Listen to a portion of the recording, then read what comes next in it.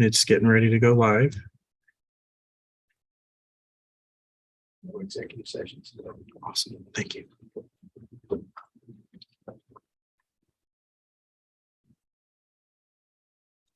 All right, you are live. Good morning, welcome to the August 11th meeting of the Raleigh County Commissioners. Please stand and join the pledge. Pledge allegiance to the flag of the United States of America and to the republic for which it stands, one nation, under God, indivisible, with liberty and justice for all. Thank you. Yeah.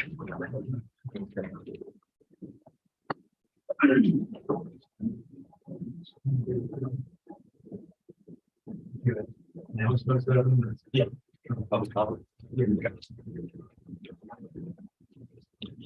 Morning, Commissioners. Evan McMillan, Assistant County Engineer. I had a few projects coming up next week that I wanted to give a public notice for. The first one is on Wednesday, August 17th. The transfer station will be burning their brush pile, and depending on weather, it should be either Wednesday, Thursday, but that should last about a week. So you might notice some smoke in the surrounding areas, maybe Manhattan. And then the second project is the asphalt overlay project on McDowell Creek Road. We're also expecting to start that on Wednesday, August 15th or 17th, excuse me. And that is expected to last about 20 working days. Thank you.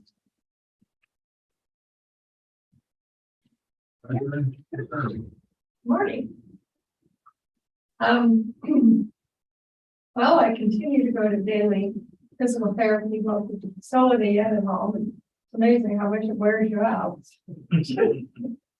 There is some improvement, and I hope to be cleared by the surgeon next week, at least from the daily workouts. So, I have seen a whole lot of people. Met a lot of people at rehab. But, some days are totally full, so there's amazing things going on. And most of us are fairly. We haven't got sports kids.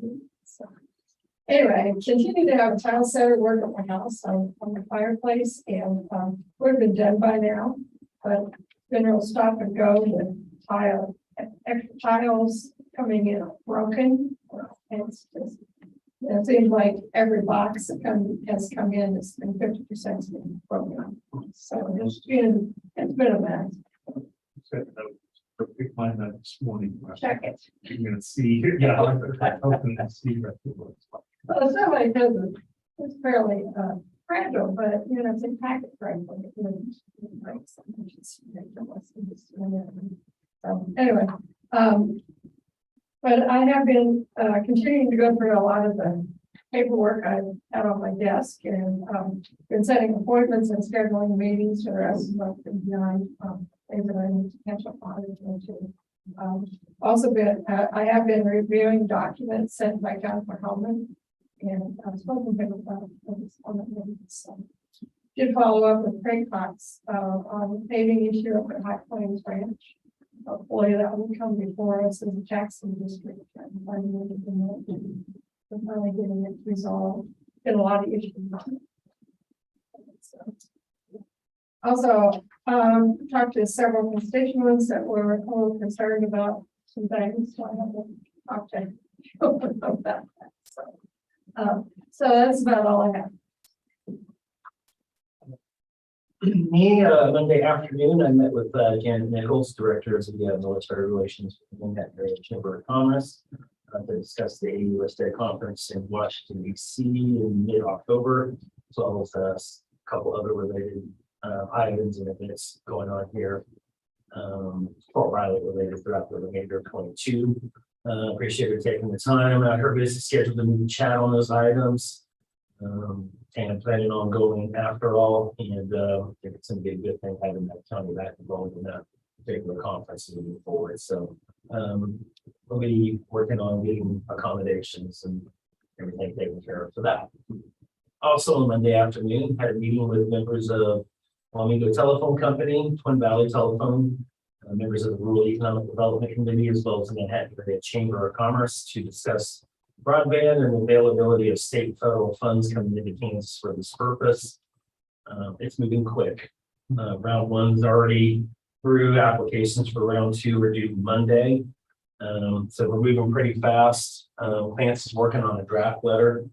Where they need to know for a letter of support. We need to know if we could put that on Monday's business meeting to be signed, and if everybody is going to be okay with that. I know it's moving kind of fast, but that's how these funds are going to be. And once those dollars are here and laid out and made available, there won't be any more. So it's kind of a one-time deal. So if everybody's okay with that, or To be at least one and then possibly the second one. yeah. This is mainly for rural development. Correct. And they didn't have a paper copy of it. This is what WTC is. The orange that you see there is basically what they have done. The green is what they're applying for. Interesting thing about that, the county has a vested interest in that green area too, because it will provide service and infrastructure for the transfer station. Yeah. I know that's. So is this just commercial or residential? Residential. Oh, good. Yeah.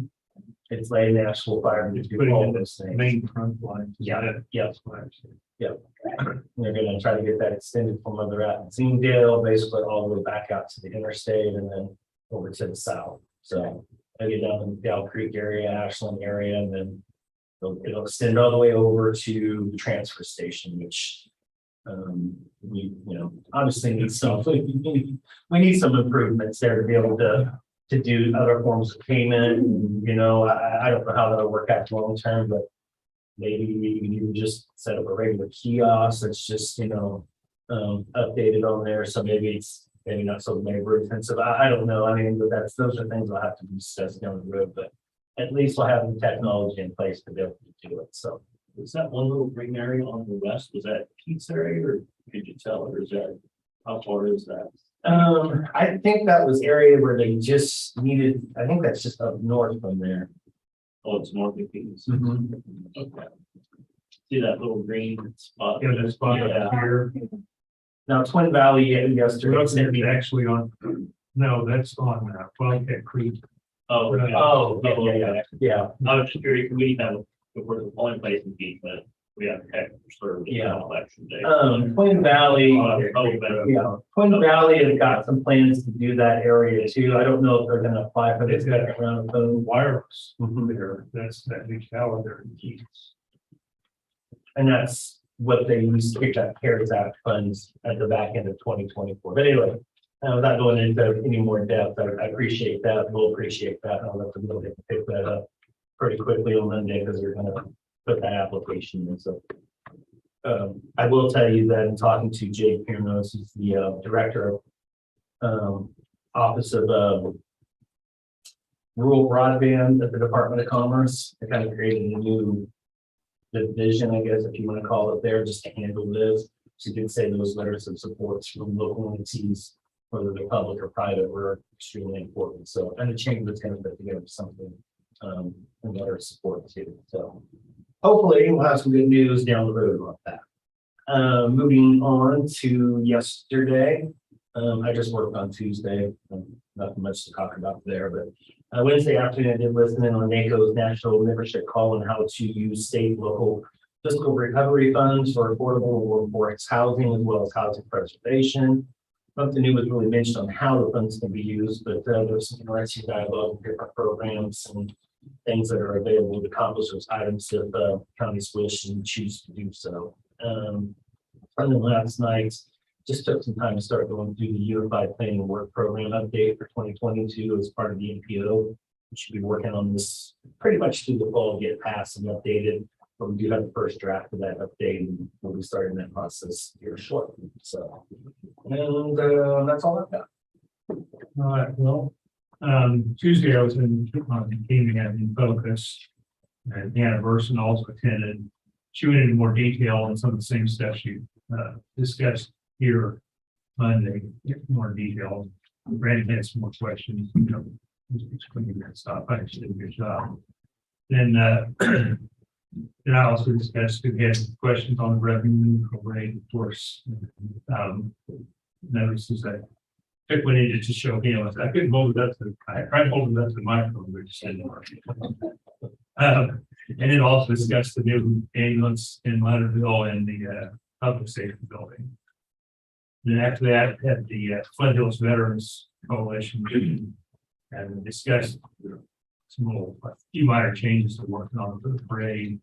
Then Janet Nichols brought up the NACO Operation Green Light for Veterans. This involved, we're going to put up green lights on buildings for the week leading up to Veterans Day, as much as possible. And they've been, she's talking down here in Manhattan. Flint Hills interested, and American Legion was there. And somebody else, and everybody, they want to find out costs first. But I think they're going to try to do that, put the green lights and all the trees down. Yeah, once. But they wanted to find out, sure, get a better idea of the cost. Generally, you thought it'd be good, but we wanted to find out costs for sure. Dan's been working on that. And that's all I've got. Business commissioners. The first item we have is the bid recommendation as submitted by Food and Enterprise of Wahoo, Nebraska. They supply fuel materials. The entire slate. Huh? Said the entire slate. Wahoo. Wahoo. Nice, cool name. I didn't want to read that right. So I want to say Wahoo. Like a little bit of 166,860.83.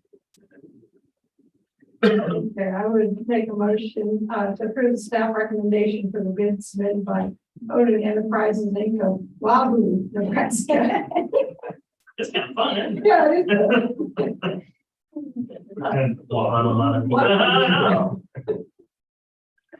I'll second that motion from Wahoo, Nebraska. I love your passion.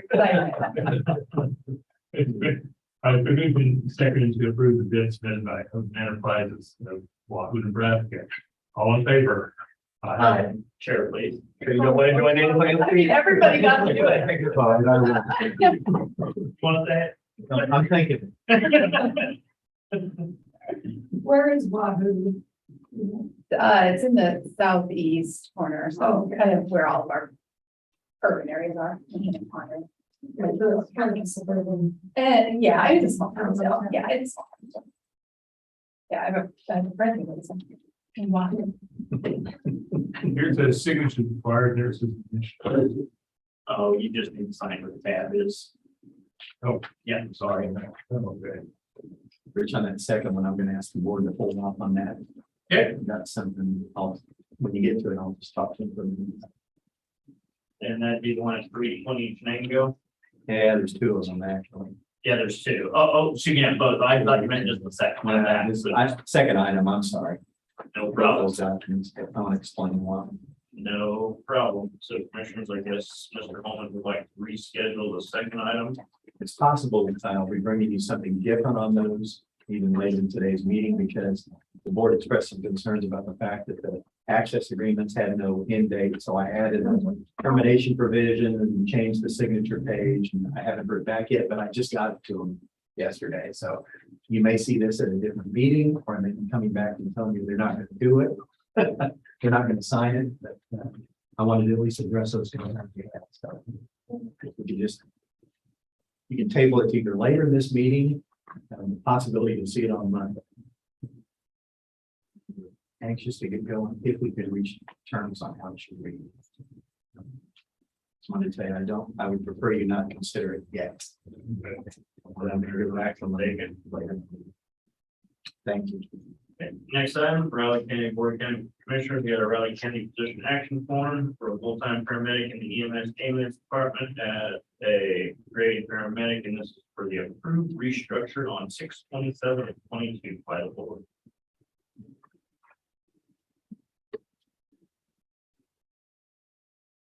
You have a motion on that, commissioners? We have to. Yeah, on those, we've been having motions on positions, but I mean, you Because it's. approved it, but every time we have the yellow sheet, we have a motion on them. Green sheets, we do not. So the gold sheet wasn't attached when you originally approved the position, so this is really documentation. I mean, you approved it with David here in the car, but this is documentation. And they have identified PRN employees to move into those full-time positions, so they're ready to make that move starting in September, but I wouldn't want to do that until we can sign.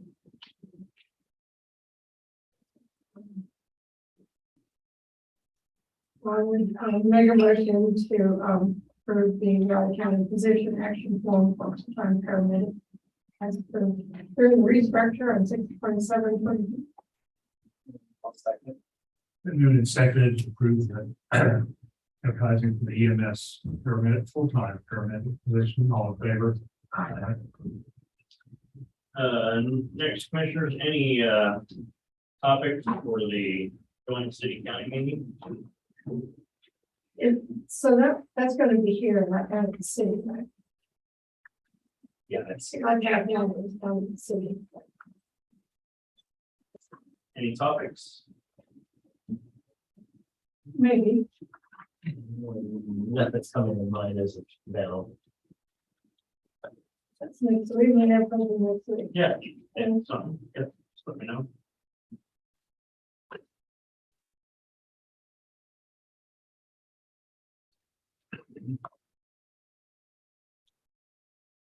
Yeah. Next, commissioner, need a motion to approve accounts payable and payroll. The motion will be approved, payroll and accounts payable. I'll second that. Been moved and seconded to approve payroll and accounts payable, all in favor? Aye. All three sign, please. Thank you, commissioners. Ladies, appreciate it. Have a good morning, Manhattan, coming up Thursday, August 18th, 7:45 a.m. Everyone wants to attend. Yeah. Breakfast, Same. fancy. Yes, please, both.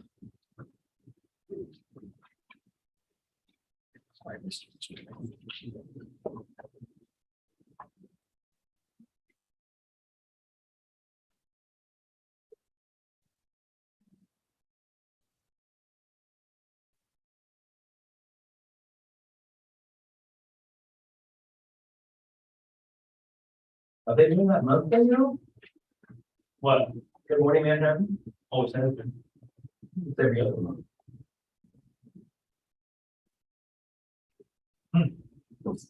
So it says Thursday, August 18th.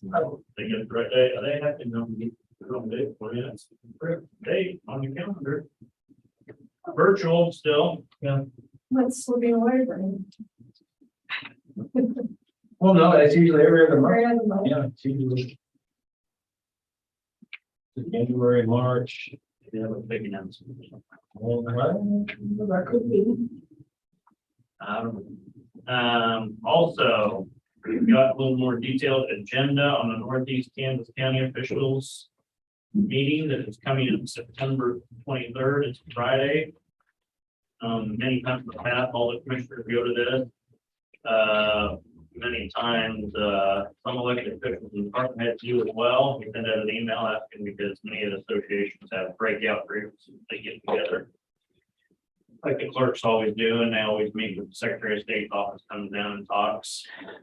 Just want to know who would like to get registered for that event. I'll plan on going. That's Friday. Yes. Yeah, all the time. Nancy? Rich, I'll be on vacation. I want to find out. Craig may go.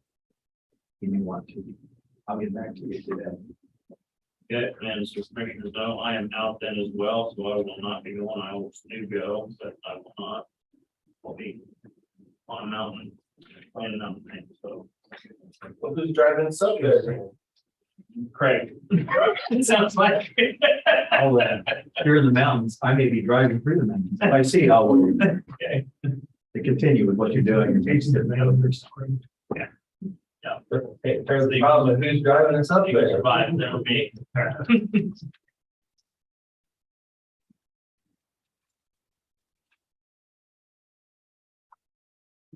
You must have gotten a notice, some of it showed up. I noticed it's on my. Yeah, we got an early notice a while back, and I It says Northeast Kansas meeting them. What is it? I tried looking for nothing. yeah, I given you a heads up there. Typically send a, a save the date thing without a detailed agenda. Now they finally come out with the agenda and more detailed. They always have coffee and donuts when you walk in the door, and then they serve lunch and it breaks right after lunch. It's always a good lunch, usually door prizes. They haven't had it the last couple of years. The last one they had was down in Lions County in Florida. 19, so it's been a while. Usually for any good events, like I say, for clerks, it's beneficial. We always meet Secretary of State's office. Go for things, so And how long does this business meeting last? Does it give them? not long at all. It always ends right after lunch. You have a business meeting at the tail end of lunch, and they may have a few door prizes. You eat lunch and you're gone. Say maybe 1:30. Yeah. Is our turn coming up for that? I know we trade off. Yeah, we do. It's an alphabetical order, so it'll be a little while. Got hot. I couldn't remember how long ago we did. Yeah, it's been a while. It's been a while. So we'll all run together. That's what we typically do. Do not have to, but that's what we typically do. Got to hire a driver now, it sounds like. Ours is gonna be hanging out in the mountains somewhere. There's a line, so do you. You could always Uber there. Yeah.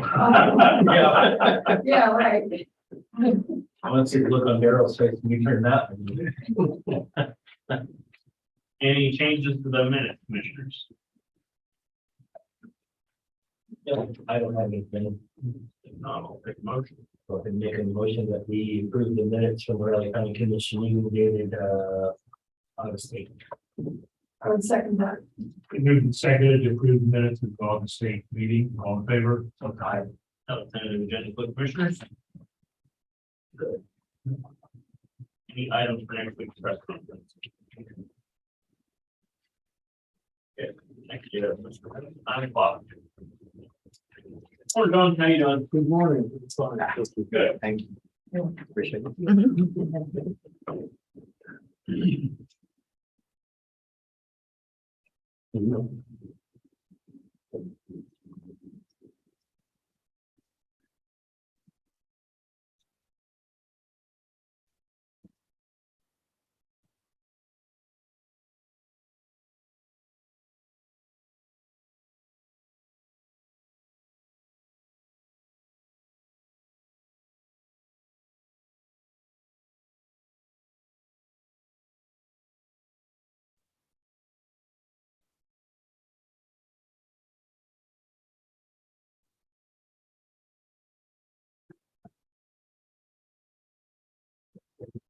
Noted this morning from the panel dinner and we picked that.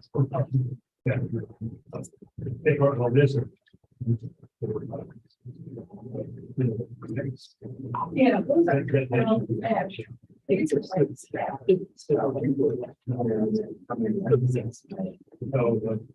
keep correct. Of course, they don't. All right, this one. Big ballot. One. But then I want to see extra. Great, sorry. They sent out. Boxes. And we doing this. Oh, okay. Yeah, but I know what you are. The extra measure. I'm still hurt. I'll come in eventually. Scars will remain. You'll heal eventually. Yeah, eventually. Until I'll move on. Mark the box. Oh, where?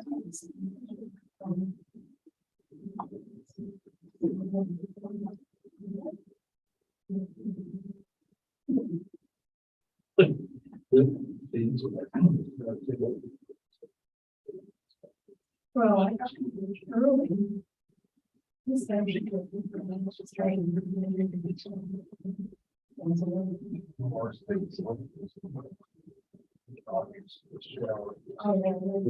We're on. Let's just.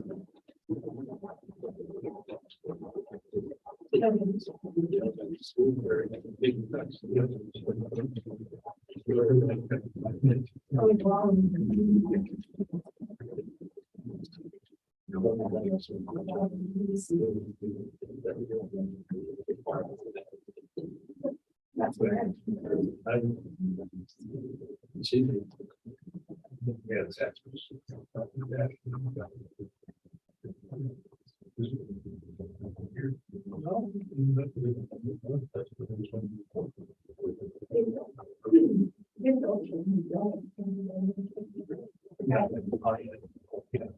the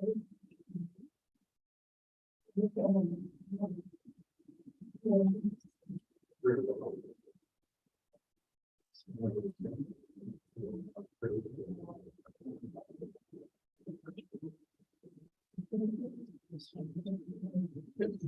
Well, there was.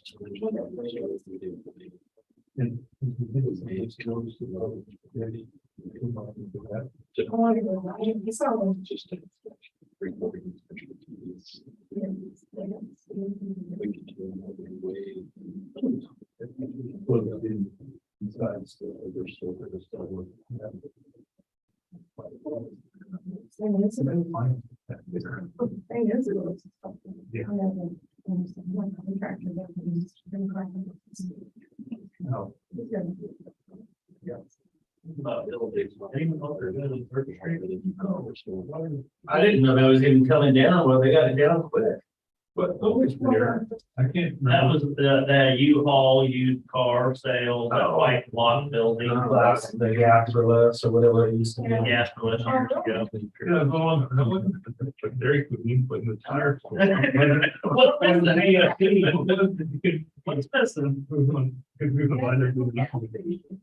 what's missing? Yeah, I'm curious, but they're doing. Great location for something. Yeah. Oh, yeah, because then they had their. Friends, go as far as possible.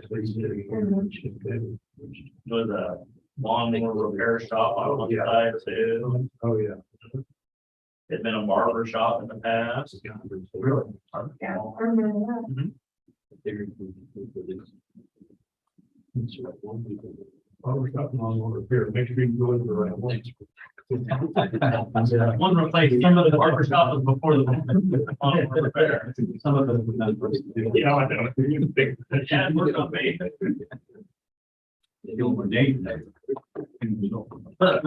Do more flat top. Yeah. Probably involve a lot of screaming. Yeah, great. Go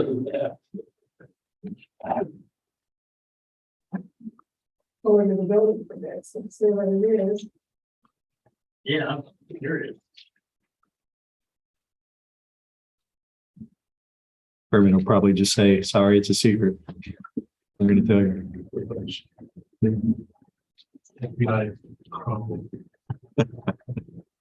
Yeah, Homeland Security is putting something in.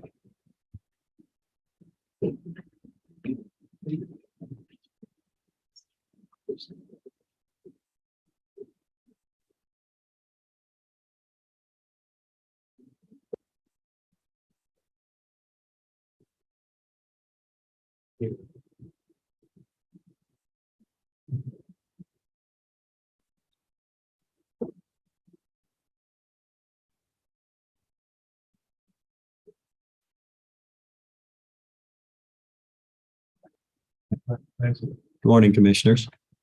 Clancy Holman, Riley County Counselor. Just a brief update, a few things working on at the moment, that I'm working on at the moment in our department. Of course, working on the purchase documents for the North County Ambulance Station site. That's moving forward. in terms of making progress on that. We're finishing up on Monday an important phase of the University Park Sewer Benefit District project that was required by the administrative proceeding by the Environmental Protection Agency. You'll be seeing what is a consent order. There's an awful lot of text in it, but what it boils down to is it establishes what administrative penalty through the Environmental Protection Agency is going to be imposed on the district. And as the car that you will see on Monday indicates, there was a lot of work done on that, providing financial information by two other offices. I did not provide the financial information. I didn't work on the numbers, but Assistant County Engineer Evan McMillan worked on that part of it that was submitted on behalf of University Park itself and their financial health. And then Daryl Eady, our county budget and finance officer, provided a bunch of information that was required based on the nature of the form for the county's financial health. And then because the form required it, that's how it was submitted. And then we had discussions clarifying with the Environmental Protection Agency that the county's economic health really doesn't have anything to do with University Park. And once that was clarified, it really made a dramatic difference, as the car indicates. Originally, we were told there might be up to a six-figure penalty, which got our attention real quick and generated a number of discussions about the text of the preliminary statement and the consent order itself. But that was that information that was supplied on the financial side, I think, that finally tipped the scales in favor of the benefit district, because it dropped from, there was never a six-figure penalty that was set out. We were just told, don't be surprised if that comes, but that was based on evaluating only part of the information. Once they got a clearer picture through those ongoing discussions, the penalty went down to $8,000, which is better than six figures, but still high.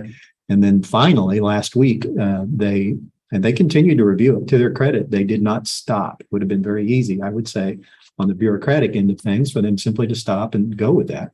They continued to review the information once they got a clearer picture of the status of the benefit district and dropped the penalty down to $1,750, which still a penalty, but one that certainly the district itself is better able to bear. This has nothing to do with the cost of the plans for the project. That's still got to be established. Still the solution, whatever solution is implemented, still has to, be fully designed and constructed. That's all downrange. But this is an important piece of this because it does establish what administrative penalty is involved. And as the car indicates also, which I expect to be explaining again on Monday, probably, and willing to do it, by keeping it as an administrative proceeding and getting a consent order on this, we avoided it becoming an enforcement proceeding, which would not be good and could easily have resulted in a very different result in terms of the fine potential. I believe that. Also, in terms of other things going on, working with community corrections on structure of the upcoming drug court. There'll be you'll see some final documents here in the near future setting bid dates for attorneys to participate in that drug court and represent those who are participating in it through Riley County Community Corrections. There's limited payments available, but those payments do not come from county funds. They're from a grant that Riley County Community Corrections obtained for this program. So it's not a county cost. And it's part-time work to assist those who specifically are participating, those defendants who are participating in the drug court voluntarily do have a assigned counsel that are paid through this grant. Not paid a lot, but it's also not a lot of time expected to be involved. And the program lasts a couple of years. May even last up to 3 to 5 years. I can't recall, but it'll last as long as the grant funds last, is what it amounts to. Also working with Public Works on at least one project involving transfer station. And that's about it. Be glad to answer any questions you've got. Thank you. It's just somewhat disturbing to me that EPA gauges their penalty based on how much they think the entity can pay. It's the same problem regardless. Yeah. That's not right. It's made me a little uneasy, but on the one hand, as devil's advocate, behalf of the EPA, because they've been decent to work with on this, I would say. No, I'm glad, I mean, that's the right thing, but. No, I hear what you're saying. It's not right. I hear you, but also they do want to, it wouldn't make much sense on their, even on the enforcement side, if they impose a penalty that some unit of government couldn't possibly ever pay out. Or would take years. I suppose in the right case, they would take the position. If someone were flaunting those regulations. Yeah, well, or just deciding, well, we're not going to cooperate at all. I think I kind of wonder how much of that was the extent of the levels of contamination that said that we weren't fixing. So I don't know if we're not as extremely bad as it could be. You know, that's why some of that, I'm kind of hopeful that they looked at some of that too. Sure. And one would hope they considered that. I mean, there was plenty of that information that was available. So they had all. They had all of it through KDHE and the permit, what it required. Thank you, Mr. Pellerin at 9:20.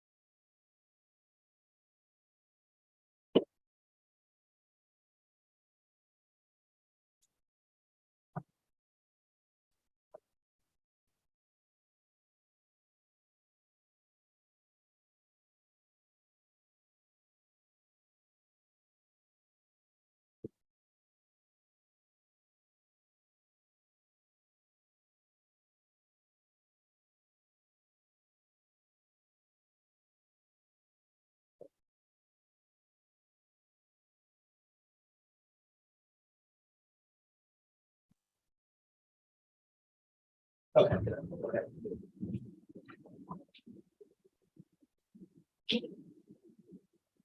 I will put some.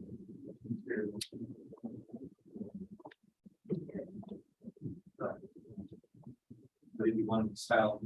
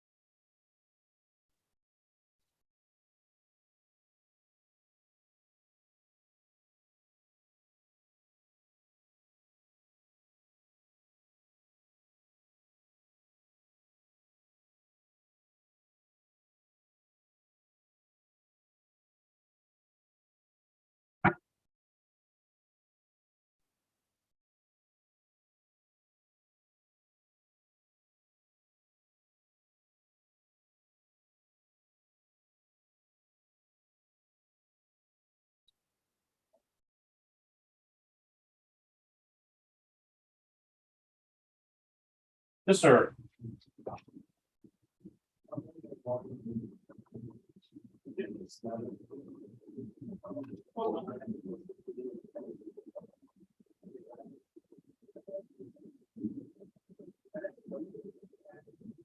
Yeah, no problem. Okay. Is Clancy drafting that? Yes. I can just do a couple originals then. Okay. Clancy, just send that support letter to John saying for Monday, they're wanting to pick it up right away. Yeah. And I didn't know if you had planned a couple originals. Sure. Be good that way, but it doesn't take any keep one. Absolutely. Thank you. Good idea. Thank you.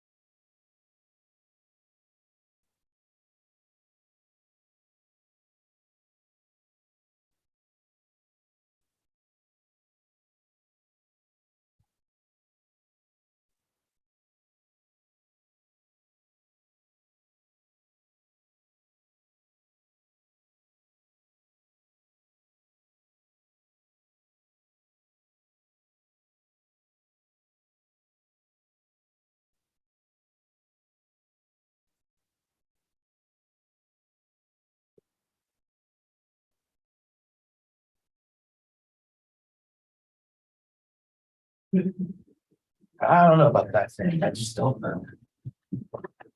Okay. So. Any questions? I like that. We had a couple of bad ones with shredders of all levels, so. And printers. Is the other potential company, are they gonna do the same thing, same areas? No, and ours is gonna be a little bit more focused to north central. Okay, all right. But guidance off of that should be off of the guidelines, so it's gonna be different, but Okay. we haven't indicated we need if we're going for that, but. I'm gonna ask for it at some point in time. Sure, I just want to make sure the focus is correct. I would point out on that second one for them that. We obviously have emergency services, fire station. Soon to be new EMS station up there that would benefit from that considerably on our end. Okay. Using fire stations actually, so Some EMS and two fire stations. it's other, well, rural fire stations. I thought I missed something.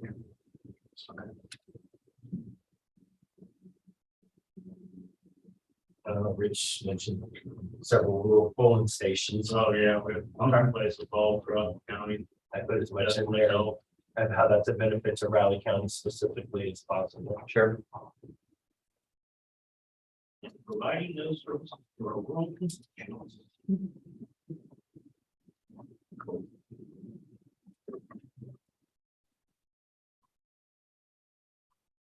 John, just as a constituent of yours, I want to let you know,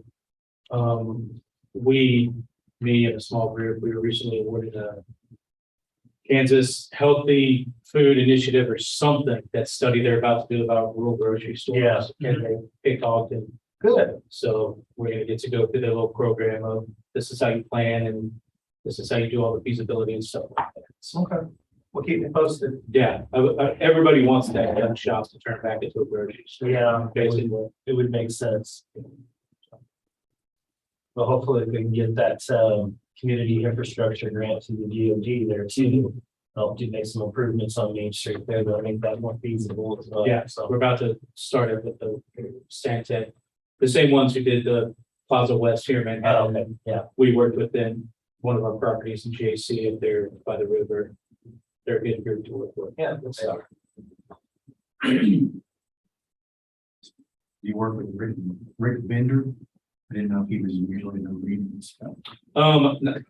Sometimes, I mean, I work with all types of different organizations when it comes to that. Sure, I just wondered, because he's a familiar name to me, with Stanton.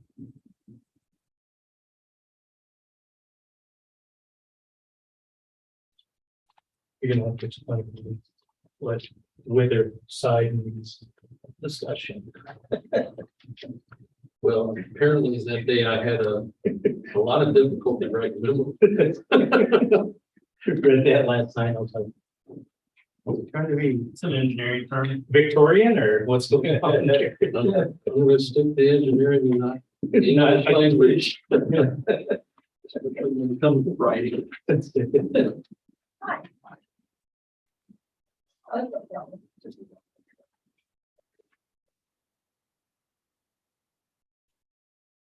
Really Going bad. back to your medieval time. Yeah, you kind of look like a Viking with a hat on. Good. The beard. Then you should see my text.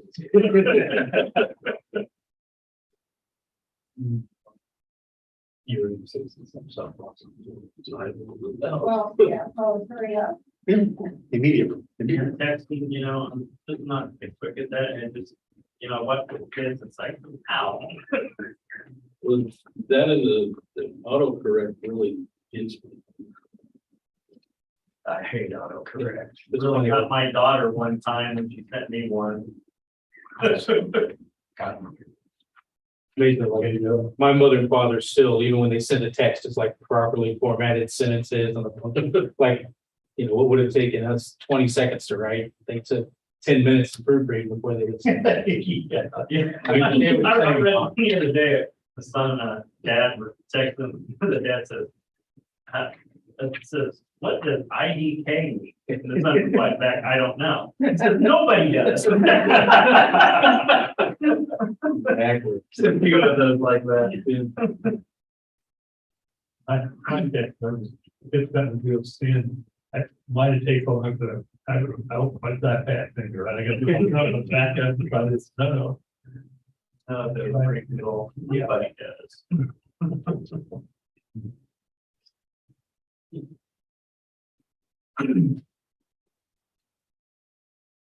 No, it's right, it's sent me one the other day with the business, I didn't want to. It's a new one. We're doing all this, I never knew I'd be in the dirt business also. We, we're part of starting to do some demo in there, and then backfill and some birds and stuff like that.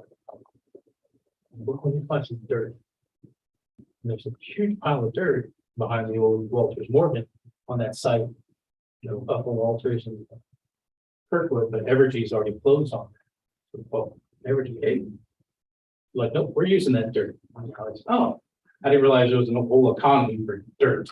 Hey, you may know what's going on 3rd Street, What's that? where they're tearing down the building you. Me? Do you have any idea? Where's that? Where? Have you seen the building they're tearing down on 3rd Street? Hmm. Yeah, the old U-Haul used car place right there beside KFC and KFC and Fearless. Yeah, I have no clue. They Well, it went nowhere. demoed the whole thing. Yeah, well, I mean, maybe that plan is still alive somewhere and they're prepping for that. I mean, I can't. Oh, yeah, there was a plan.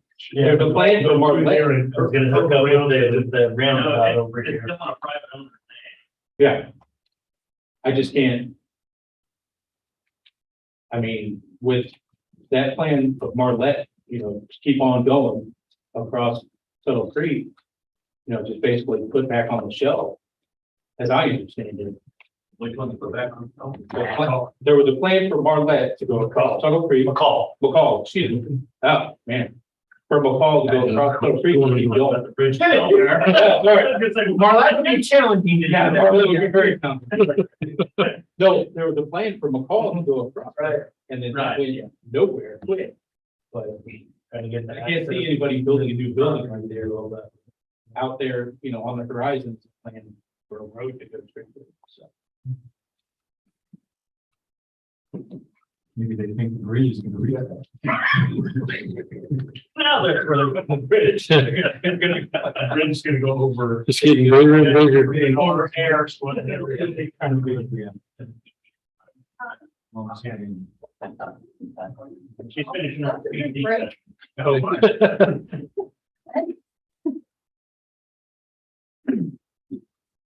Tired of it. Ready? Okay, John Ellerman, Public Works. And we have a public hearing today for the vacation of a portion there of Julie Lane, and I show that up there on the picture. What, a few weeks ago, we had a petition to from the landowner, the new landowners of that property on either side to vacate that portion of Julie Lane. And it's not been used since we bought it for a detour for the Marlatt Road project. I'm not even sure how long ago that was, but no longer used, not being used as access to the property to the west. Since it's been advertised and announced, and even the adjacent landowner to the west received a letter. I've heard no comments from anybody about for or against, so it is now, I guess, up to you guys to approve or not. Open public hearing this. And ask for comment. We'll open the public hearing on the Julie Lane vacation. Any comments? Just here to answer any questions. We'll close the public hearing. No, the chairman can do that. The chairman can do that just like you did. Okay. Just need a motion to approve or just. I think it's pretty basic and straightforward at this point in time. That's probably why you hear too many comments on it. It just kind of makes sense. Seeing the dynamics of everything. So, nobody have anything else? No. I'll go ahead and make a motion to approve the vacation of a portion of Julie Lane as described in the petition. I would second that. Moved in second to approve the vacation of a portion of Julie Lane. All those in favor? Aye. Thank you. Thank you, and thank you. You know how many times in my career I've dealt with Julie Lane. There's still some left, so. Yeah. A little bit. No, that means that didn't own them. Thank you. Many years. Many years. Thanks, Oh, Lord. Let's see how long you've been doing it. Previous owner and- The only time I've seen it under, they have crazy. Had you not approved it, you might have had plenty not picking. I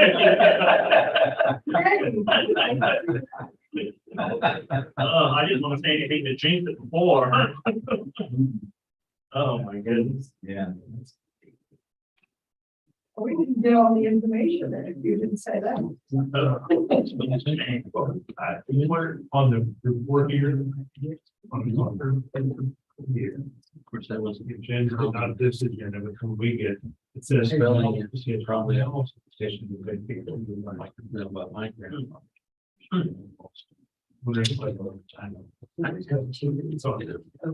Oh, I don't know that part of it. You had come. It's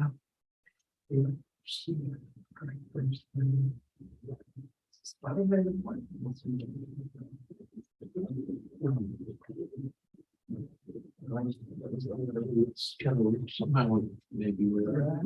That's pretty rare. That I knew of.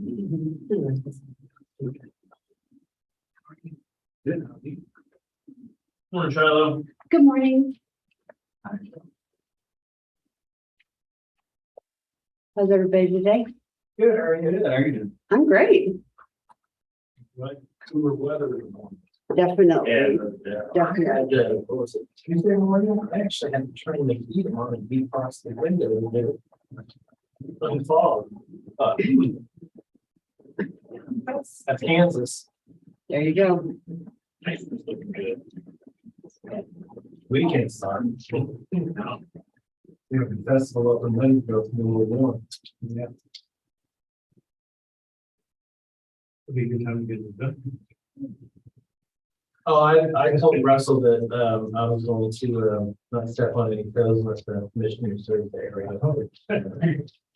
The chairman responsibility. Exactly. I don't know, I told him I said, they would just be throwing the baseballs at me, directly at me. He said, I don't think I'm gonna give them the opportunity.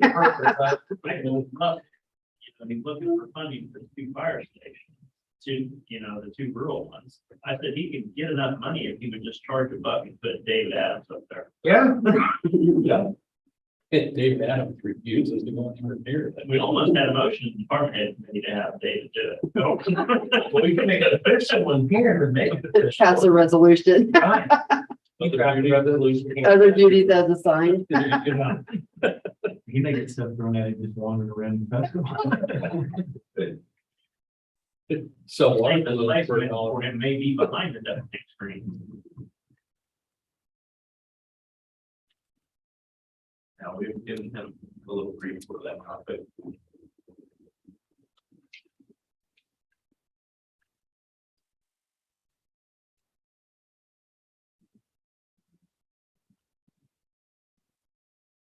I think golf tonight will be a little cooler than golf last Thursday night, so. You're a golfer? Golfer. That's never needs that, though. So you're just like everyone else, so. I enjoy it. You've been playing for a while. Sure. Yeah. You and your husband do it together? No, I wish he liked to play. That's probably why I don't play as often, because it takes time and yeah. Weekends. Yeah, so there at Stag, there's a ladies golf league on Thursday nights, and so it's just it's usually a scramble, so I don't have to be responsible for my own ball. I was gonna say scrambles, you get other, best ball. Yep. So I barely understand it. just going up for fun, there's nothing to understand. no. You hit that little white ball as far as you can, and then you go try to find it. Yep. Yeah. That's the mechanic. There's a whole lot of other stuff. And then you could drink beer, If you're doing it right. Group of county department heads that would go out together, old Dan Harden and Rod Meredith and Sam Schmidt and Monty Weedle would go out golfing, and heard the story of one time it was one of them, they were out golfing and hit the ball in it. He hit a power line. And once in a while, $100 you can't do that again. Oh, did it again. The first one was an accident. well, at least it didn't knock the power on. So that scene in Happy Gilmore. He knocks out the window and he knocks the person out the window. They're moving to his grandmother's house and he just takes out his golf club and like drives it 500 yards to this neighborhood. With his running approach. Yeah. Blind estimate. That's the one where that's gotta be the one where he gets the fist fight with Bob Marley. Yes. Yeah. Oh, yeah.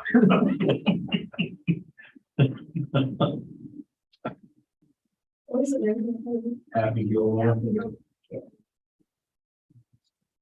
It's like the Chinese famous Yeah. book about, I can't remember who wrote it, his name is Good Walk. It was all about golf. It's called The Good Walk Spoiled.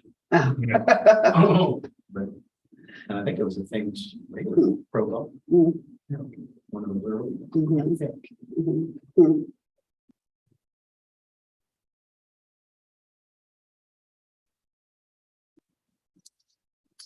Ready? Good morning, Commissioners. Shiloh Hager, Riley County Treasurer, with the July revenue report. We ended the month of July with a balance in the general fund of $25,811,840.03. Compared that to the general fund balance as of July of 2021. This balance is $4.1 million higher than at this time last year. And our total fund balance at the end of July was $74,037,416.98. Currently in the ARPA funds, we have $14,141,427.80. And our interest income You can see here at the end of July, we had 2.16% that was earning on the active checking account. I did have an investment in the month of July that that is going to earn 2.95%. So at the end of July, we have a net interest of $176,173.11. As we've talked about, we had no idea what interest rates were going to do for 2022. So we budgeted very, very conservatively because we really weren't sure where we were going to be. So as you can see, we are way over budget for calendar year 2022. My plan, if I go back and just show you, right now we have almost $6 million invested right now. At one point, we had $16 million invested because we were getting more in our CDs than we were on the active checking account. I'm going to start slowly working back up to that amount to try to earn us a little bit more interest. I'm also going to start looking a little more closely at the more short-term rates and kind of see what those are doing and see if we can, increase that investment income a little bit as well. So just kind of wanted to give you a little bit of good news for a change. General fund revenues overall for the month of July, we were just over 37% over what was budgeted for the month of July.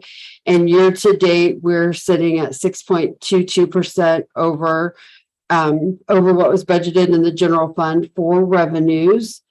And you can see here that as of the end of July, we've collected 92% of total budgeted revenues. What's still left to come, we'll be doing another distribution in September that will pick up all of any delinquent taxes that came in after the second half due date. And then we'll have one more distribution in October to wrap up the year. And I can't believe I'm saying that, but that's almost here again. So your sales tax report for the month of July, we deposited $333,683.96 and then divided that up between the two funds, which you can see here is actually almost 5.7% lower than what we had last year. That's the first month since it looks like March that we've actually gone down compared to last year. Year to date, we still are at 15.28% over what we budgeted for sales tax to come into the general fund and the road and bridge fund. You can see on this page, year to date, our sales tax is still sitting at 10.54% higher than what we collected in July of last year. And it's actually, like I said, 2.14% down from just for the month of July. The various areas, you can see where some of the things were down compared to last year. And use tax, 15% higher than what it was last year. Any questions about any of that? So a few things, things are pretty quiet right now in our office. Just wanted to remind the public that names that with the letter M, N, and O are due by the end of August. We also will be doing the first real estate publication will be this coming up Tuesday. Those are for all delinquent real estate for tax year 2021. That will run in the paper for the next 3 Tuesdays. And then the first Tuesday in September is when the redemption period starts, that after 3 years, then those properties would be eligible for a tax sale. Any questions or anything you need from me? More? You make my job easy. Get good numbers. Yeah. You're getting higher interest rate, Yeah. and the revenue, we'll be good. All right. Well, thank you. And you guys have a great day today, okay? You know, have a good weekend, guys. Like that purple tie. Thank you. Just for you. Man, I. You bet. I don't know if I want to be good in my session. I'll ask for it. Stop for it.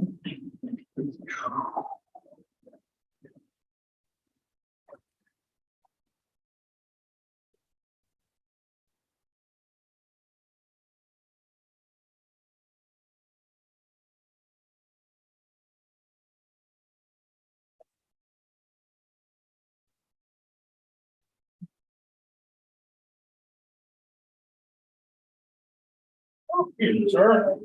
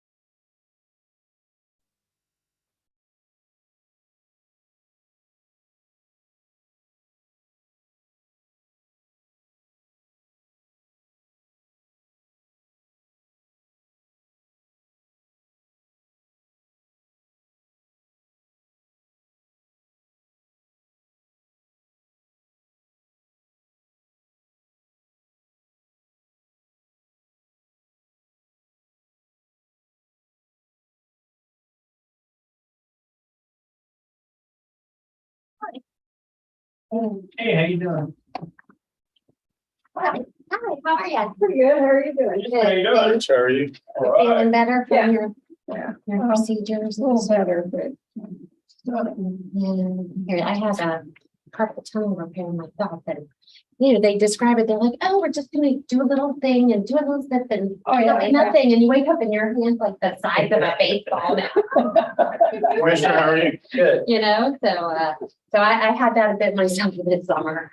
So Somebody was telling us about you was their brother was going to have carpal tunnel on both hands. That's how they had some sort of procedure where they don't have to cut it in. oh my And you're gosh. over and you're like, This one probably could get done, but this is I've had it for years, so a brace used to help it, and then turn 50 and everything all starts falling apart. but yeah, so I'm glad I did it, but I am not remotely ambidextrous at all. Well, this one, it was his brother was going to Kansas City, and it was like in and out, and we were I think they do it. I don't know. Wow. It sounded like magic to me, and I said, that sounds good to me. I gotta figure this out for the future. I'm sure the next one's gonna, something else is gonna get after. Good sending. Yeah, you're good to go at this point. I'll just, I'm going to, but once I have a few more, and I gotta get the hotel numbers first. Yeah. I'll get the registration with them, but then we will probably for that. If we're gonna do the presidential section, I'm gonna have to buy all those tickets. Okay. So I'll double check, start compiling that, hopefully do it by the 19th as well, get those presidential tickets. Okay, just let me know whatever you need. Yep. Okay. Well, that will probably on the back end, we'll invoice everybody on the back end. I'll purchase the president's ticket. I'll pay for that chapter lunch on Monday, those two events, and then we'll invoice for those two on the back end. Oh, yeah. And that's what I do when I do stuff for General Committee. I just invoice the chamber, and then they can. Figure out how to go from them. Yeah. Thanks for reaching out to everybody on the green light and too. Oh, yeah, well, I figured we're having a meeting, so I might as well present it. And everybody's like, yeah, and it just so happened. Right, exactly. We started that account at the Armed Forces Community Foundation. And, we happen to be in a good place funds wise. So, we had talked, I had Dan Watkins from the VFW.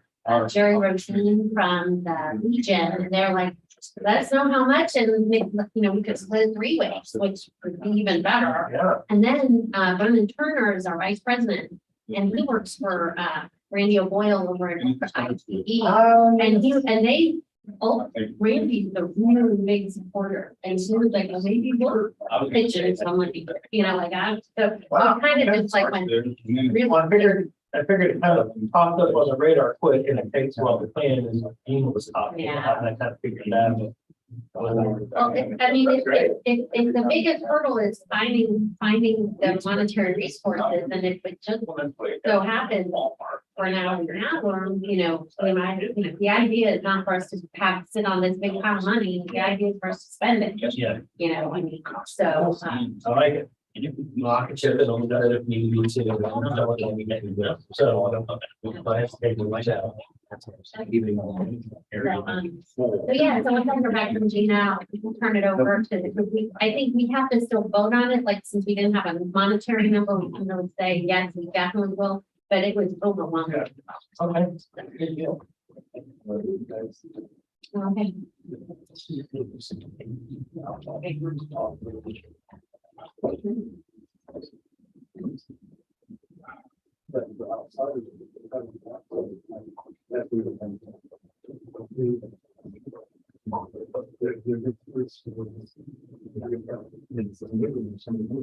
Yeah.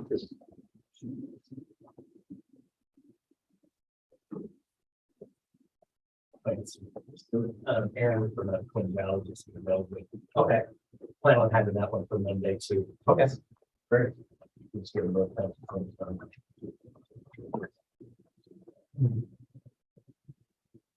That's it. Are you? Good, thank you.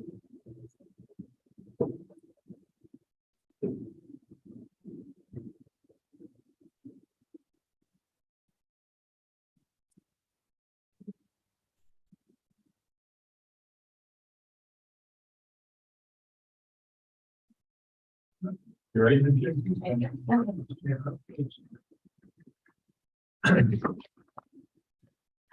Hello, commissioners. Happy Thursday. It's Janet Nichols from the Manhattan Area Chamber of Commerce. I'm your military community liaison.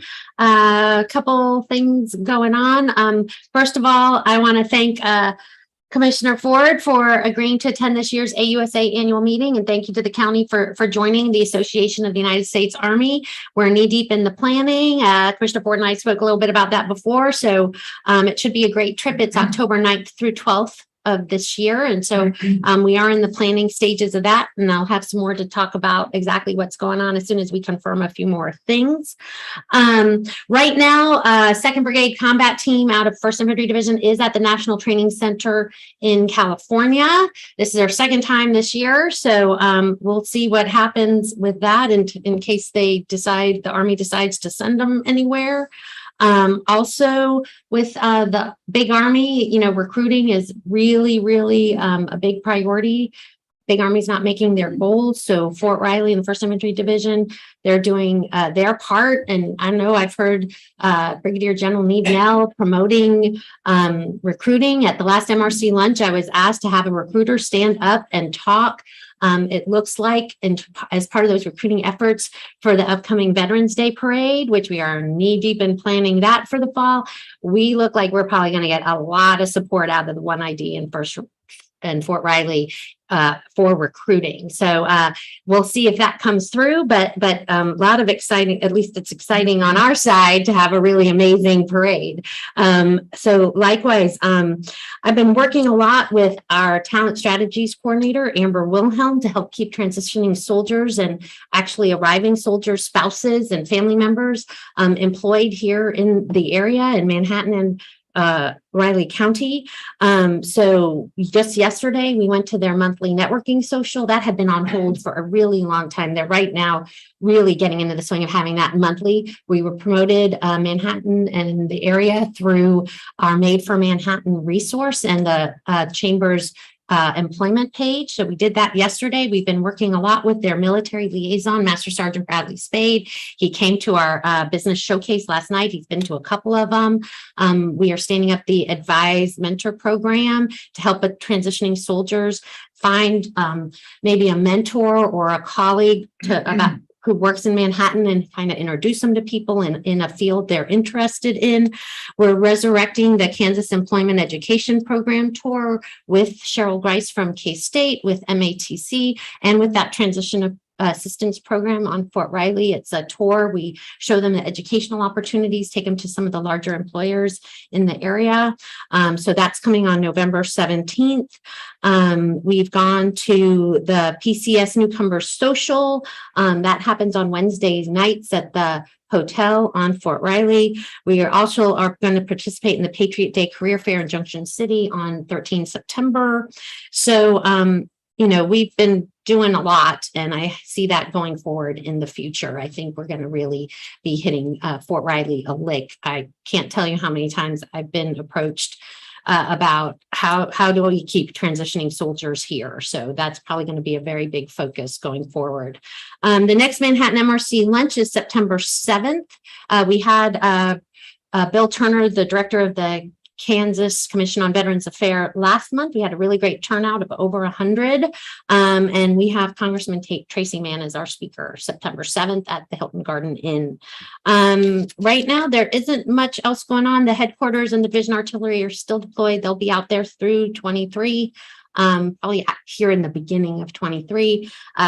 Nothing has been announced in terms of deployments on the horizon, but I'm keeping my eye on that 2nd Brigade as they spent a lot of time training.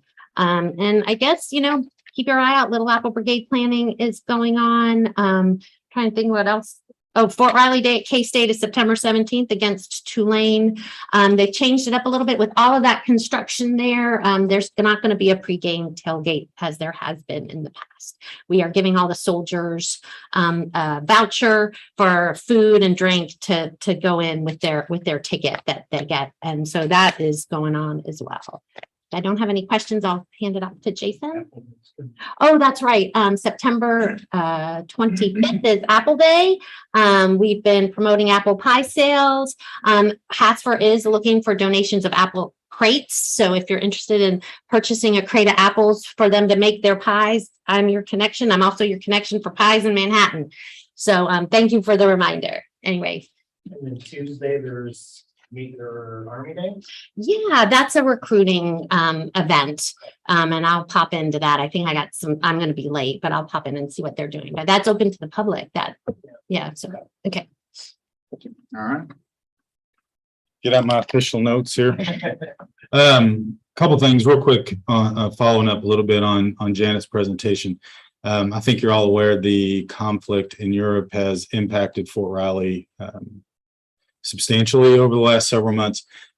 We are in constant contact. Don't give Janet a ton of credit, but at least on a weekly basis, it feels like with our congressional delegation to understand if there's any change in how the Army is going to handle troop deployments. And right now everything is rotational, which is obviously it's not economically great for the region to have a battalion over there as opposed to being here, but rotational is better than moving a division. And so we are continuing to monitor that. We're continuing to be in constant dialogue with our delegation. And again, just to reiterate what Janet said, appreciate you all supporting that effort in terms of AUSA, because I think we have to continue to promote the operational efficiencies of Fort Riley. And I think we're doing that. And I think Perry Wiggins at the state level does a great job of doing that. And of course, Janet does a great job representing you in that process as well. And so appreciate your support.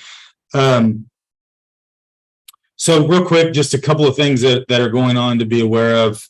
We are planning our inner city visit, our inner region visit, depending on what you call it. And it'll be in September, and it is going to be in Wichita, and then we're going to go down to Oklahoma City. So there's, I think, some interesting things. We'll have the full agenda out later this week, but we're going to really be focusing on technology education. So we'll be visiting one of the technology centers in the Oklahoma City metro area that Oklahoma has been one of the leaders, along with South Carolina and a couple others, in career technology education. And so we'll get a chance to see how they do it and what they're looking at. And then there'll be some other opportunities to talk about building and sites and young professionals and diversity, equity, inclusion. And then the last part of the trip will be at the Wichita State Innovation Campus. And so kind of see what they're doing there in Wichita State. So if you get a chance, we'd love for you to go. I believe that's September 23rd and 24th. It's that Monday and Tuesday. Another thing on your calendar that you should either have received yesterday or will receive today, our semi-annual breakfast is August the 23rd at 7:30 a.m. George Kent will be discussing the business conditions report for this year. So you remember last year we issued a report of all the surveys that he completed with our area employers. This year he focused on small businesses. And so it'll be a good opportunity to get some data on how small business views the region as a place to operate. And so hopefully you can make that. We didn't have one in the spring because we had 2 or 3 other major events, but we're looking forward to having this one. So hopefully you can make it. Last thing that I have is we've talked a number of times, and I've said in some other public forums that the issue with lack of available sites is almost becoming crisis in terms of our ability to respond to potential job creating companies that want to locate somewhere in the region. Right now, in terms of Riley County that has sites for infrastructure and a suitable business park, our biggest site is 16 acres. We have 3 different companies looking at that right now. Obviously, hopefully one of them takes it. The first one that takes it, the other 2 will be looking for another site, which we don't have. We did have a very positive dialogue with a landowner who has a pretty large site that we can access with utilities in Riley County. And so we are going to be doing some due diligence and engineering work, see if it's suitable for construction and for facilities. And if it is, then we're going to come back and visit with you all about that opportunity. But I just want you to know we continue to look not only for large sites in the region, but specifically we're looking for business park type expansion sites in Riley County so we can add to the Riley County tax base as well. And that benefits, of course, all Riley County taxpayers, which most of us are. So the Scorpion project is still moving forward. They will finish up a lot of their annexation and those processes in September. And they're still on schedule to begin construction, hopefully by the end of the year. So But behind that, I was just telling Rich, there's a lot of interest right now in the Manhattan region, and I'm very optimistic about our opportunities to see some more economic development projects happen in this community over the next several months. So, any comments or questions? Something changed with Good Morning Manhattan? Are we doing it monthly now? No, it's always, so I don't remember exactly what the schedule is. We had 5 Good Morning Manhattans and 5 power lunches, and then we take one of the lunches is the awards, which is in September. So I think because of this, the September awards, I think Power Lunch went back-to-back months.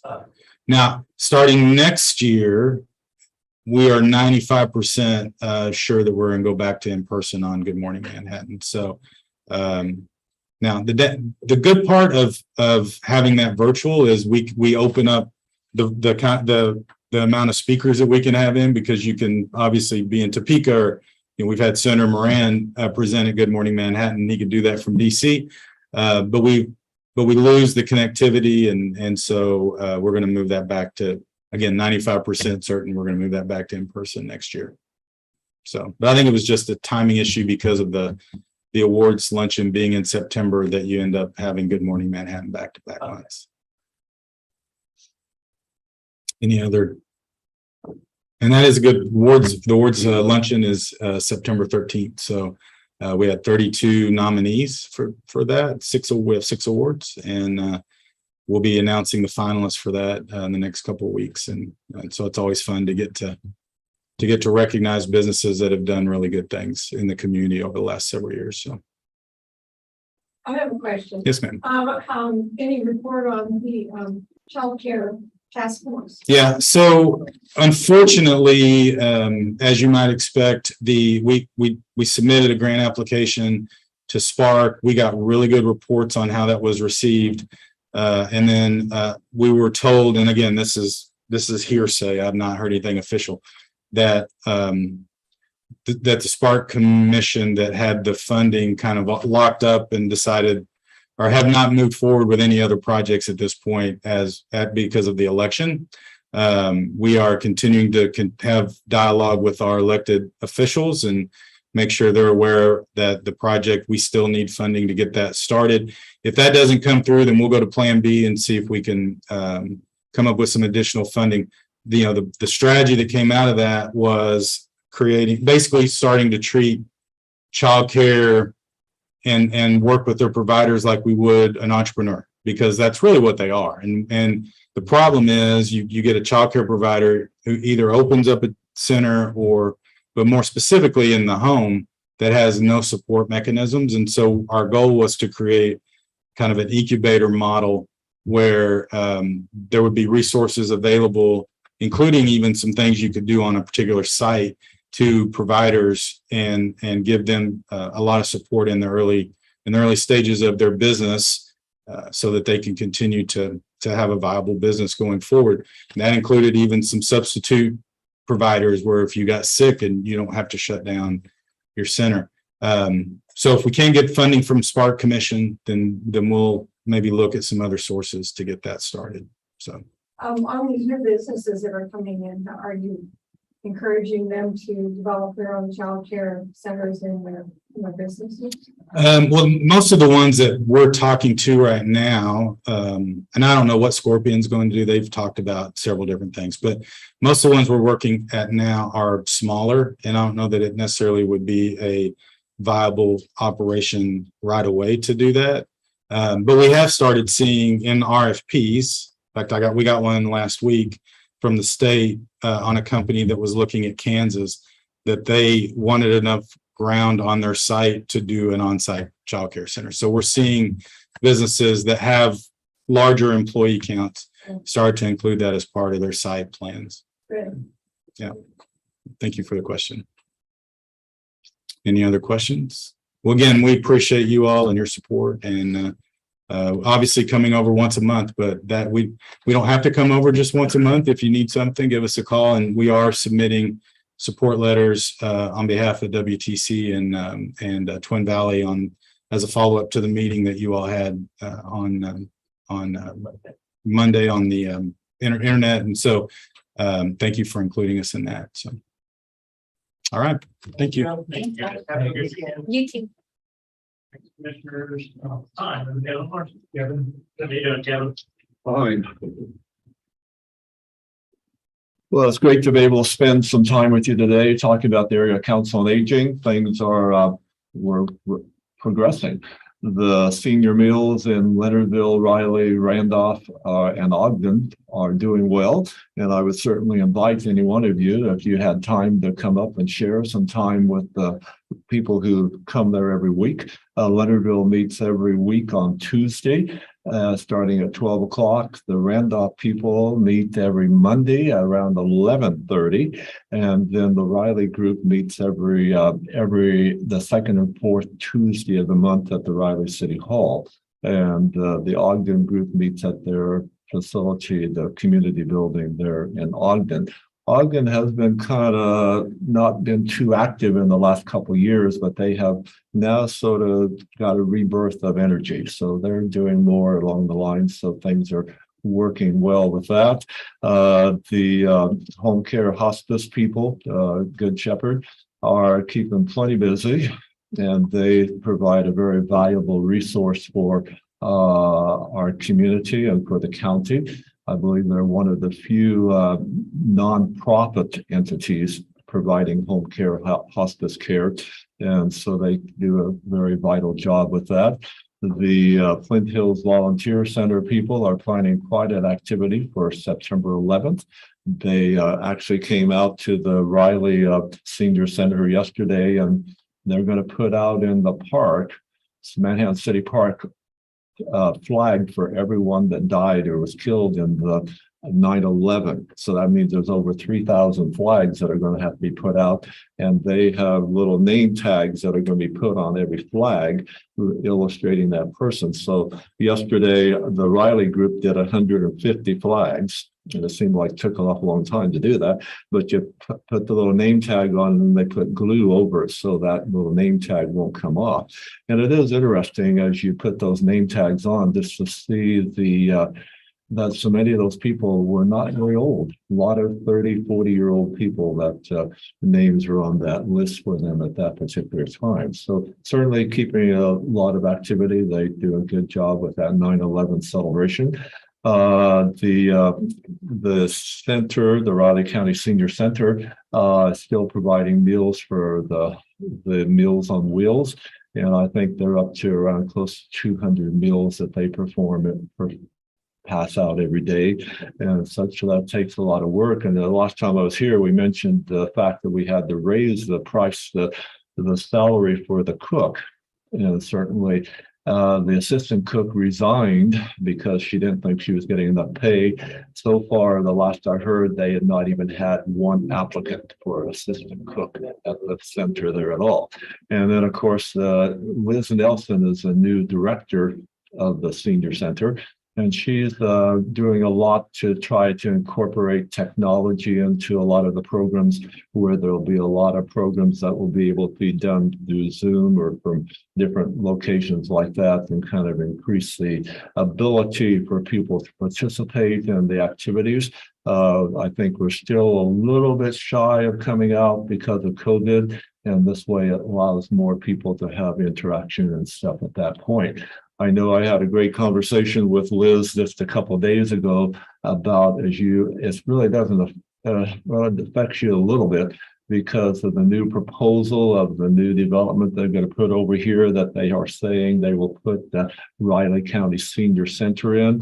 And of course, there's a lot of questions as to why do we need to take down a perfectly good operating facility and put in and move it to another place. And then, of course, the volunteer people who have the location of the old post office are a little apprehensive of losing that parking. That makes it real accessible for people coming into their building. So there's a lot of unanswered questions with that. And I realize that I think the senior center building is kind of owned by the city of Manhattan. But you do provide finances to help with the programs there, and et cetera. So it is of concern to see just exactly what they might be wanting to do at this. I'm sure that it will be already, I'm hearing from a lot of people, isn't this going to be a kind of a waste of taxpayers' money to tear down a perfectly good building and to build up another one? But I'm sure that behind the scenes, there's probably a lot of reasons why this is going on that we probably don't know about, maybe, who knows. But anyway, so that's a concern at that particular part. So basically, overall, as the activities are out there for the senior citizens, and it's a good chance for them to get together and to have that. I think an illustrating part of it all was that after the Randolph, they applied for a grant that for about 4 or 5 months at least, they got all their meals provided for free of charge. And then when that ran out, the question was, what do we do? Do we go with sack lunches and people just provide their own sack lunch, which obviously would be a saving of money. But a lot of people said, if I'm going to have to prepare my own sack lunch, I might as well stay at home and eat rather than to get together and do that. So now they've worked out an arrangement with the Riley Cafe, and she will furnish a meal for, she will cater the meal, and so does the Riley Senior Center. She caters the meal for that. And basically what happens is I think she charges each one of those groups $7.50 a plate. And the Randolph people pay like $3.50, and then the group subsidizes the other part. The Riley group pays $5 a plate for it. And Leonardville hires their own cook, and they pay $3 a meal for their meal. So obviously it's a good chance to get a good meal for not a lot of money. And such, and it's a good chance for the fellowship. People stay around and visit, or some of them play cards, and some of them, it's amazing how many people enjoy playing dominoes, and they do a lot of that at the same time. So certainly a lot of activities taking place with that. And such, so we certainly appreciate your support of all these entities. It's a part of our population that really needs to have some type of that interaction with them. And so it's an honor to be able to represent them, I guess, and such. I kind of came by this job accidentally, I would say. They called me up and said there was a vacancy on the board. And they said, oh, it won't be too bad. You just have to come to a meeting every so often and stuff. And I agreed. And then about 15 minutes later, they called back and said, oh, we forgot to tell you, you will be second vice president of this organization. So we eventually now have worked our way up. And so hopefully someday we'll have an opportunity to be the past president, but I don't know for sure. They aren't too, it's hard to find people who are willing to step forward, so that's kind of the struggle at that point. But anyway, any questions you might have? We appreciate all of you, and I always admire, as one who taught American government for 40 some years, I always told my students that, the people in the political world that you need to have the most respect for are your school board members and the people who are the officers of your city and county, because the president of the United States can go in at the evening and say, well, Mr. President, you've had 5,000 phone calls today. 4,000 thought you were they had pretty good ideas for you. 1,000 thought you were doing a great job. And he'll just say thank you and go to bed and sleep well. Unfortunately for you people, when you have people coming up and a little bit frustrated, it's probably your neighbor or your relative or something like that. And it probably makes it a little harder to go to sleep that night. So I said, you really have to appreciate these people who are willing to step forward and step out into the arena, because the old adage was always that we as a people are like a marching group of people. And all of a sudden somebody decides they're going to step out in front and lead, and everybody else looks around and said, what are they doing that for? So we start throwing rocks at them until they finally come back into the pack. We don't have them there. So I appreciate all you're doing and stuff. But if no other questions, I appreciate the honor and appreciate all you do. Okay, thank you. Appreciate it. Yeah. Good weekend. I will do that. Oh, by the way, Leonardville has a hullabaloo this weekend. So if you want to come out for small town entertainment, Leonardville will have all types of activities. And one of the things I received, of course, as an old former history teacher, I received a box of about 500 slides, and in there's about 200 or more, so 200 to 300 slides of the history of old Leonardville. So I decided I might share them. So at 10 o'clock and 2 o'clock, there will be a showing of these old slides of Leonardville. this man had a machine that he could take and make a slide out of a photograph. And so there's all types of slides of old photographs and stuff. We'll be sharing that history. And I'll try not to talk too much. Oh,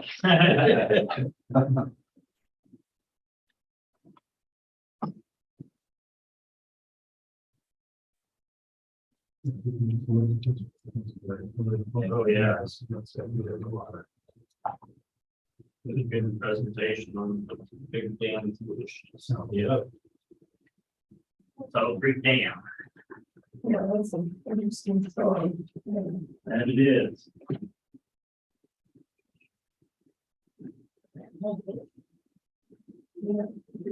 It's Oh, it's, yeah. Pass it on. Didn't see anything on circulating. Okay. No.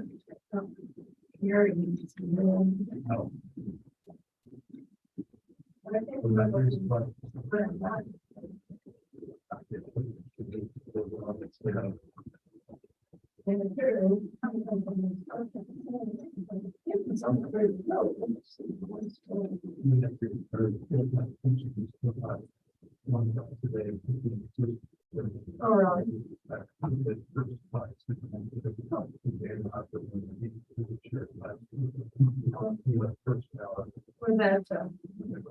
project.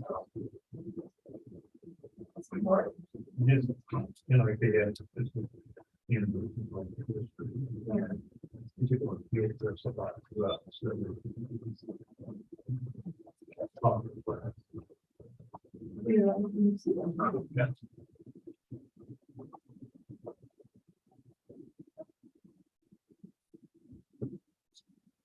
I guess there's a big 80s celebration at Land Islands.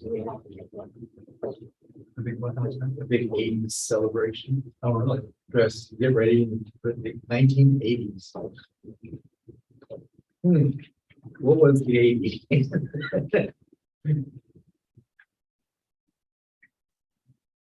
Somebody's interesting talking about things that happened back in the 1980s. Yeah, believe it.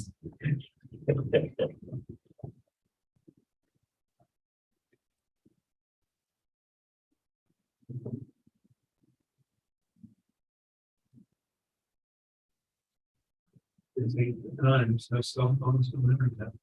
I support some of them. You think, how did we ever survive, you know?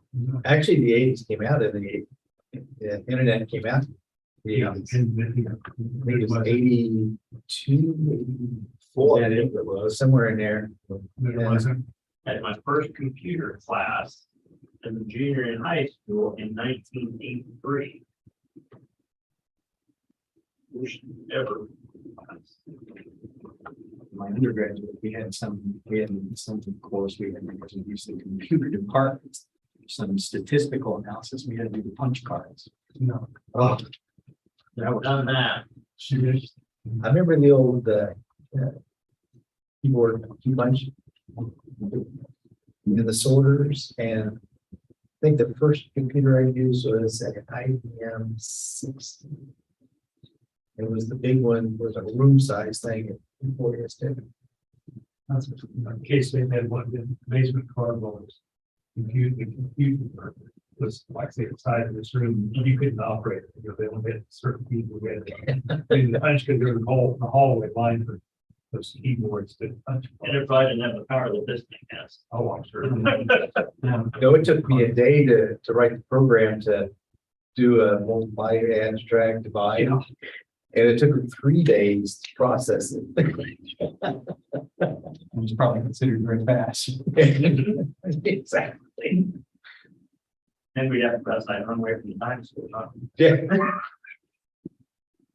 Christian wasn't over there, I did smirking. Yeah, the whole stack of punch cards, if you got one out of sequence, ran it through, it wouldn't go. That's what I remember. Now, you're still keeping them in sequence for. You're sending it to air, you forget to put a colon in or a comma in, and you'd have to start all over.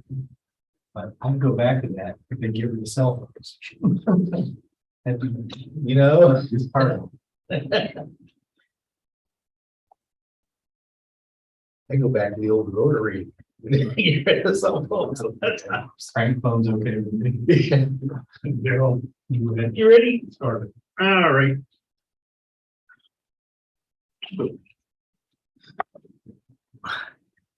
Good morning, Commissioners. Darrell Eady, Budget and Finance Officer. And the good thing is we have good looking numbers. We have 58.3% or 33% of the year gone by. And we will start with the CIP cash flow. So far, we have a revenue of $2,609,008.05. Of course, a big chunk of that was the transfer in of $2,369,805. We've only had expenditures of $1,127,115.43. So far this year, we budgeted expenditures of $554,156, with the expenses of the $1,127,000. That leaves us with $6,427,000 left over, or only 14.92% spent so far. In our cash reconciliation, we have the unencumbered cash of $7,501,076.98, and in our revenue of $2,609,008.05, less your 2000 expenditures, your encumbrances of $1,127,115.43 leaves us an ending unencumbered cash of $8,982,969.60. And currently we have approved projects of only $2,867,156.35, leaves us a projected unencumbered cash of $6,115,813.25. But we do of that have some reserves of $2,123,731.33. If you look in the little square at the bottom, it shows what those reserves are. The CIP reserve is $500,000. The fair reserve is $91,217.75.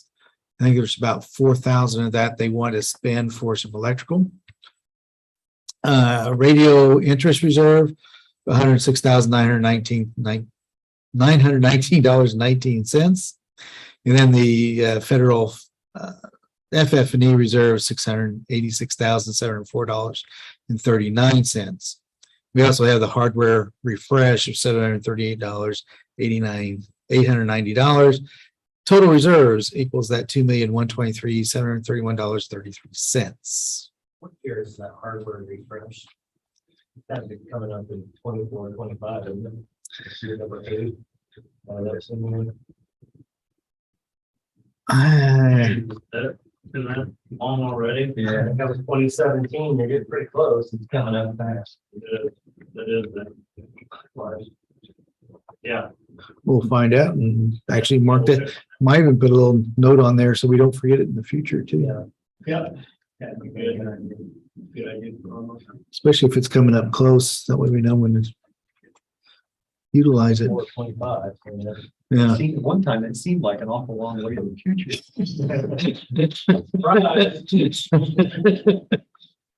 So did beaming up. That starts tomorrow. The expenditures per project and everything is the next page. We've taken out, as requested, a lot of those projects have been completed. So you can see, really what's up and what's coming up. A little better breakdown for you over the next couple. And there's, still quite a few out there. And then we have the detail by month. Left a lot of those that are completed for this year because, we're still in the fiscal year. I need to know what's happened. Auditors like us to know that, all that type of stuff. Of course, the far right column also shows what we didn't have to spend on some of those completed projects, which is always kind of nice. What we've saved or what we didn't save. Most of these are all what we saved. And then the last page, I added back in the Fed Fund exchange only because the Tabor Valley Bridge that you had talked about or we approved, that'll be coming out of here, the $255,000 that we have set aside. I think we moved actually one of those projects back out of here and back into sales tax earlier on. So I don't know. We may or may not happen there. See if I can make this a little bit easier. You still read that? Good. Okay. Now we have the Riley County billing cash flow analysis. Again, doing extremely well on that. 53.3% of the year, not 8%. So far, we have a revenue of $362,436.99. We have reimbursements of $1,123.89, and then some other income of $264.50. Total revenue is $363,825 with 38 cents. We've only spent $175,473.13. Which, if you look at the little right one on the right, we budgeted $393,000. Expenses have been $175,473. Then we have a remaining of $217,527, which means we've spent 44.65% of the budget. And we received in on income 93.83%. The little cash reconciliation on the left. We started with $110,269.11. We have the revenue of $363,825.38. The expenses of $175,473.13 leaves us an ending unencumbered cash of $298,621.36 to date. Any questions thus far? Good. The economic development cash flow. So far, we have the revenue of $185,000. We've expensed $113,901.69.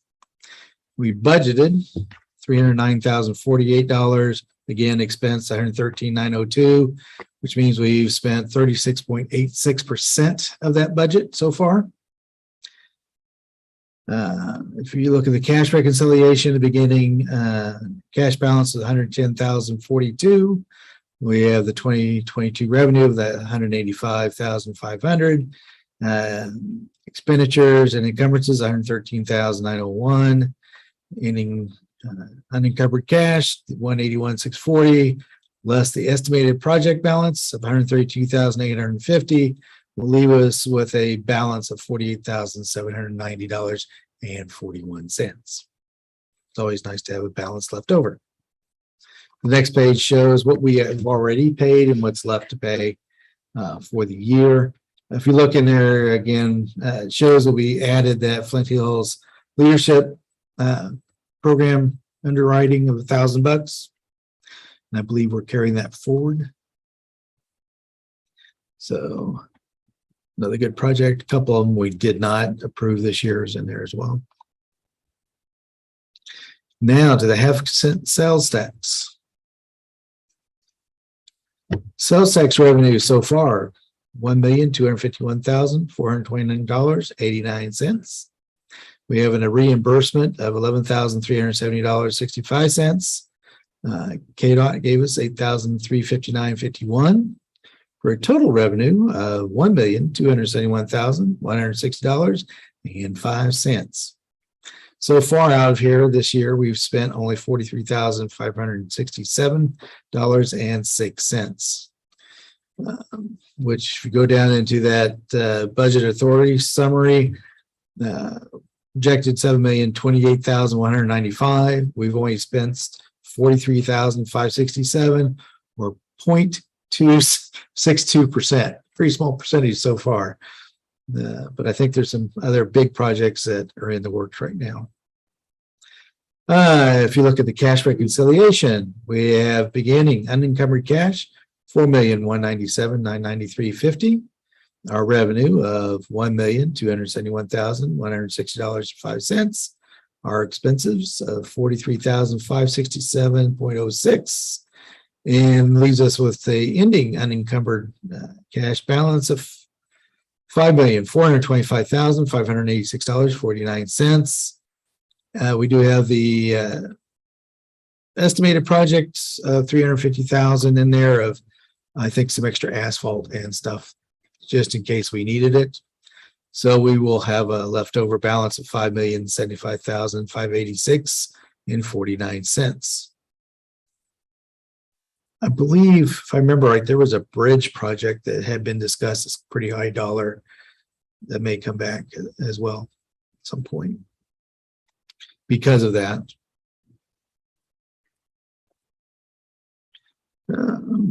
Yeah, there it is. The overlays to be determined was 350,000. Any questions there? And then your detailed expenditures by month. Again, in the just a couple of the projects that are done. I'm curious, because this is the last year with the old sales tax, what if there's a balance left over, what Depending on road and bridge projects, still have that keep them separate. We're gonna set up 2 separate funds though. All of the new sales tax. I don't like the idea of commingling funds. So to speak, at some point in time, people are gonna ask, which is which. And so 2 separate funds, we can keep it clean. It's kind of like we had remaining sales tax when the LEC was built. And we just kept it in a separate fund and used it for LEC projects. Okay. But obviously, starting next year, we transition from one to from this one to the new one. So different set of projects. Yep. That's why I also mentioned there's a big bridge project you looked at earlier on, if I remember right, that may be discussed again in the future, because that was a pretty expensive project and we have quite a bit of funds that are left over at this point. Seem reasonable that if we don't finish all these projects and we have that balance left over, that we continue to work on those with this and move to the new set with the new funds. So I believe as part of the closeout to the current sales tax, you'll be seeing a resolution before the end of the year. But as I recall, when this first bill, you did a pledge resolution identifying projects that the public would not even put the fund in the next board. And of course, some of those don't get done with substitution. And we update that so the final transcript goes to the Attorney General for approval. Which is the Savage Bridge. The new one. Yes. And then for a while, we can get the report on both. Until we run out of this, oh yeah, for sure, next year. Yeah, for sure. The spreadsheet's all set up and ready to go. We already have the, I believe we worked the other day and got the fund number all set up or ready for the next one. Cause we don't want to commingle. And it'll be probably around February, if I remember right, when the actual, these dollars will stop. The new ones will really kind of start in. February was in December. Yeah.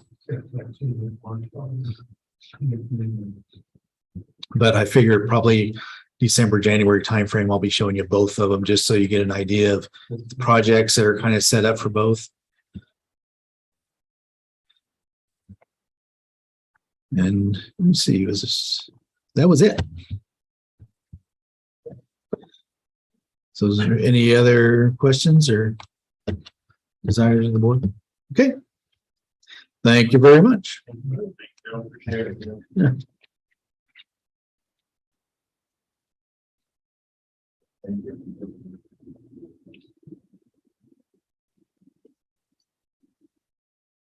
I was just gonna mention one thing, we'll probably have 2 letters of support on Monday, just so everybody knows. We want to read to WTC and then for Twin Valley.